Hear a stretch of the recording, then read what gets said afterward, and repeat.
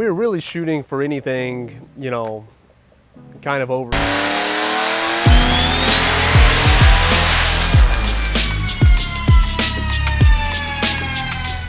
So we just kind of wanted to start from scratch, new platform, and you know, his real goal is just moderate street use and, you know, try to attend as many half-mile events as possible throughout the year.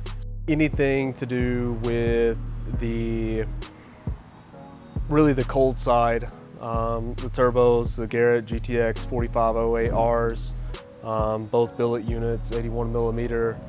That right there is something that we spent a lot of time getting right, especially being rear mounted and dealing with little to no space in the rear. Making that work was challenging, but ultimately really rewarding once you see the finished product.